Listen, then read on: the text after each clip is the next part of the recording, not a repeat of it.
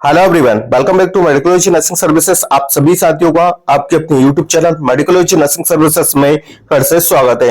So friends, आज हम आपसे बात करने वाले हैं कि मध्य प्रदेश में नर्सिंग कॉलेज का जो फाइनल अलॉटमेंट आया है चॉइस फिलिंग के बाद, वो लिस्ट शायद सभी बच्चों ने देख ली है, बट उसके बाद क्या नेक्स्ट प्रोसेस रहने वाली है, कौन कौन से डॉक्यूमेंट्स हमको रेडी करना है और कब कॉलेज एडमिशन के लिए जाना है, ये सारी जानकारी मैं आपको वीडियो के माध्यम से कवर करने वाला हूं।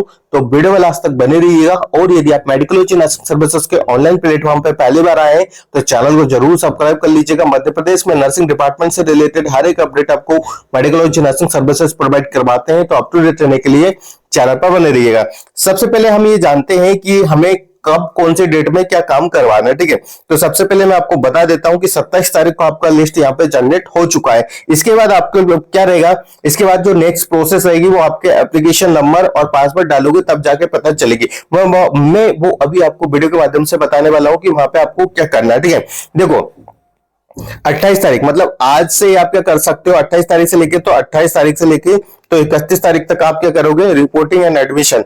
जो भी कॉलेज आपको मिला है उससे पहले आपको क्या करना पड़ेगा, अपनी लॉगिन आईडी में जाके कॉलेज को क्या करना पड़ेगा, जैसे मैं आपको बता देता हूं कि आपको क्या करना है, ठीक है। उसके बाद ये चीजें मैं आपके सामने लेके, तो जैसे आप अपना लॉगिन करोगे तो आपके सामने कुछ इस प्रकार का इंटरफेस ओपन होकर आ जाएगा। जैसे मान लीजिए किसी को चिरायू कॉलेज वगैरह मिला है, ठीक है, तो आपको क्या करना पड़ेगा, I am satisfied with this allotted college, ठीक है। इसको क्लिक करने के बाद क्या करना पड़ेगा, यहाँ पे जैसा आपको एक ऑप्शन दिखाई दे रहा है सबमिट का, ठीक है, सबमिट कर देना है, ठीक है। ये आज के आज ही आपको करना है, ठीक है, ज्यादा डिले नहीं करना, नहीं तो आपका एडमिशन डिले हो सकता है, ठीक है। आपको 28 तारीख से लेके तो 31 तारीख के बीच में एडमिशन भी लेना है, ठीक है। इतना करने के बाद आपके पास क्या ऑप्शन आ जाता है, इतना कर लोगे तो फिर आपको मैं बता देता हूं यहाँ पे कि आपके लिए क्या क्या चीजें हैं, ठीक है। ये कर लोगे, I am satisfied with this particular allotted college, फिर उसके बाद आपको क्या करना पड़ेगा, reporting and admission eight allotted college आपको जाना है, फिजिकली जाना है और अपने पर्टिकुलर कॉलेज में 28 तारीख से लेके तो 31 तारीख के बीच में जाना है, ठीक है।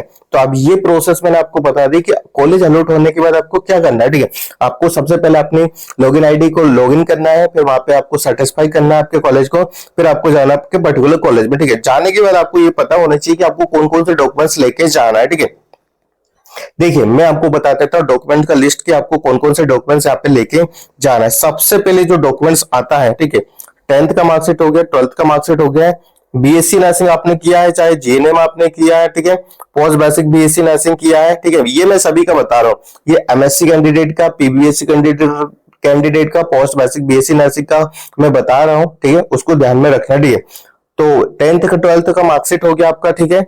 बीएससी नर्सिंग का मार्कशीट आपके पास है तो आप उसको लेके जाइएगा, पोस्ट बेसिक बीएससी नर्सिंग का है तो उसको लेके जाइएगा।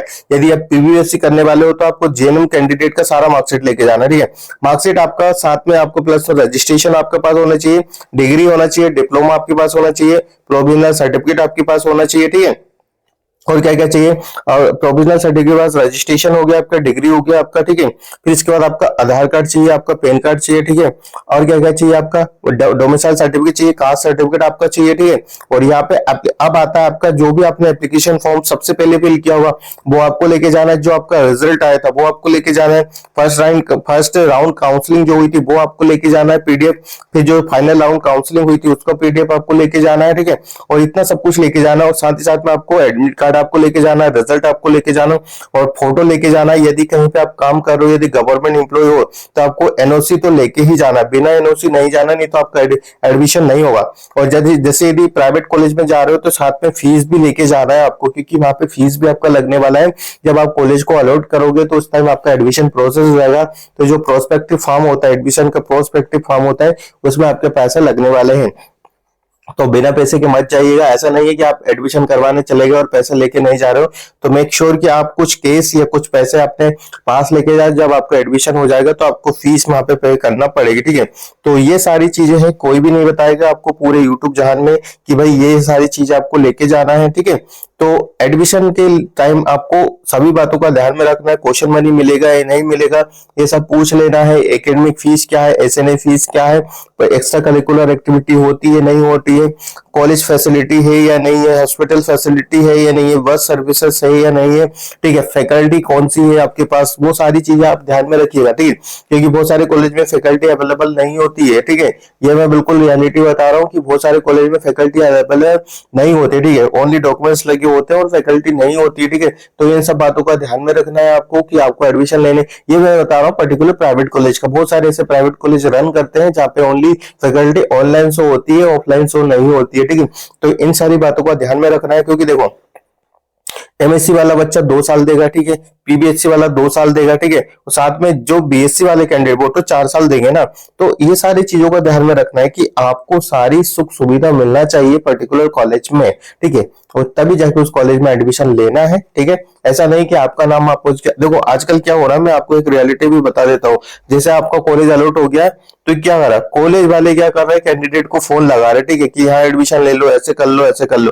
तो ये चीजें भी चल रही है, ठीक है। तो किसी के बहकावे में मत आना, रिसर्च करना कौन सा कॉलेज बेस्ट है, कौन सा कॉलेज बेस्ट नहीं है, उसके बाद ही लेना, ठीक है। तो मैं आपको पहले ही बता देता हूँ कि भाई उस कॉलेज में एडमिशन लेना बहुत अच्छा होता है जिस कॉलेज का खुद का हॉस्पिटल होता है, ठीक है। जैसे मान लो चिरायू का खुद का हॉस्पिटल है, ठीक है, एलएन का खुद का हॉस्पिटल है, ठीक है, पीपल्स का खुद का हॉस्पिटल है, ठीक है, जीएमसी भोपाल का खुद का हॉस्पिटल। तो ऐसे कॉलेज में लो जैसे आपको भगना ना पड़े क्लिनिकल प्रैक्टिस के लिए, पेशेंट ढूंढने के लिए, मतलब फालतू में परेशान नहीं होना पड़ता है।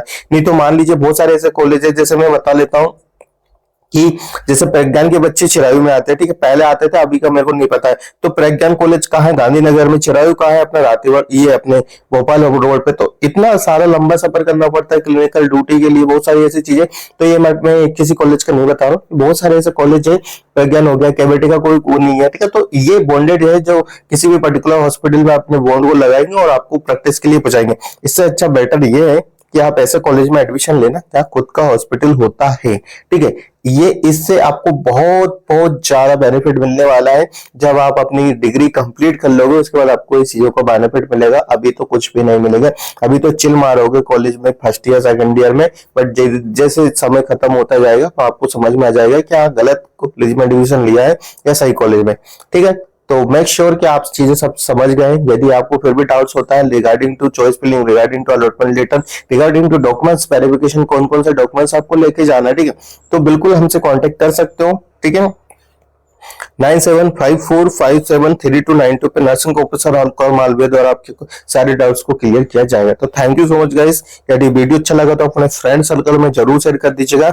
हम मिलेंगे नेक्स्ट अपडेट के साथ, जब तक बने रहिए आपके अपने YouTube channel medical nursing services पे। Thank you so much guys.